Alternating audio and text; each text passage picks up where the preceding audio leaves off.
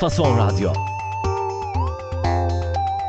Merhaba değerli dinleyicilerimiz. Bugün 2 Kasım 2025 Pazar. Bakü stüdyosundan herkese merhaba. Fason Radyo'da Azerbaycan'dan haberler programına hoş geldiniz. Ben Özlem. Ben de Ali. Bütün dinleyicilerimizi salamlıyorum. Ali, bugün önümdeki notlarda ilk sırada çok dikkat çekici bir haber var. Ermenistan'dan hem Türkiye'ye hem de Azerbaycan'a bir davet gitmiş sanırım. Bəli Özlem, olduqca maraqlı bir çağırışdı. Meydan TV-nin xəbərinə görə Ermənistan Milli Məclisinin sədri Alin Simonyan 2026-cı ilin may ayında İrəvanda keçiriləcək Avropa Siyasi Birliyi zirvəsinə Azərbaycan prezidenti İlham Əliyev və Türkiyə prezidenti Rəcəb Tayyip Ərdoğanın qatılmasını gözlədiklərini bildirib. Bildiyiniz kimi Meydan TV daha müxalif bir medya orqanıdır. Vay, Erivan'da bir zirve ve Aliyev'le Erdoğan'a davet. Eğer gerçekleşirse bu tarihi bir an olur. Peki Azerbaycan tarafından bir yanıt geldi mi bu davete? Hələ ki rəsmi bir cavab yoxdur. Simonyan bəzi Azərbaycan mediasında Əliyev qatılmayacaq tipli xəbərlərin çıxdığını, ancaq bunun rəsmi mövqe olmadığına inandığını da əlavə edib. Anladım. Bekleyip göreceğiz. Bir diğer önemli başlık da eski Karabağ yönetimi liderinin davası ile ilgili. Orada bir aşama tamamlanmış. Bəli, bu da Azadlıq Radyosunun xəbəridir. Keçmiş Qarabağ rəhbərliyinin lideri Arayik Arutunyan və digər 14 nəfərin məhkəməsində istintaq mərhələsi başa çatıb.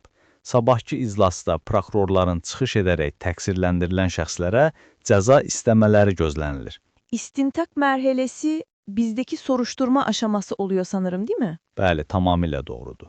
Yəni sübutların toplanması və araşdırılması mərhələsi bitib, indi söz prokurordadır. Anlaşıldı. Siyasetten biraz ekonomiye geçelim.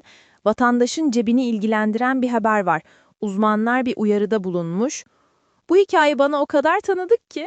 Bəli, bu da Meydan TV-nin bir təhlilidir. Mütəxəssislər neft qiymətlərinin düşməsi səbəbindən hökumətin vergi yükünü artıracağını proqnozlaşdırırlar. Yanacaq, su, təbii qaz kimi zəruri məhsullara yeni zamların gəlməsi, hibrid avtomobillərdəki vergi güzəştlərinin ləğvi gözlənilir. Yani diyorlar ki bütçeyi doldurmak için vergileri artıracaklar. Dünyanın neresine gidersen git değişmeyen bir klasik anlaşılan. Son olarak da programı bitirmeden güzel bir haberle kapatalım. Sporda yüzümüz gülmüş. Bəli, Tren.az xəbər agentliyinin məlumatına görə Azərbaycanlı judoçular 23 yaşındakı gənclər arasında keçirilən Avropa çempionatında qızıl medal qazanıblar. Bu ölkə idmanı üçün böyük bir uğurdur. Harika bir haber. Genç sporcuları canı gönülden tebrik ediyoruz.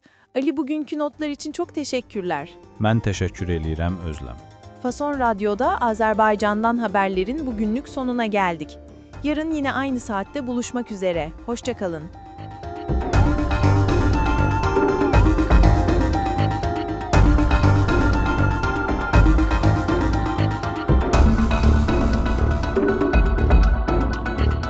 Fason Radyo.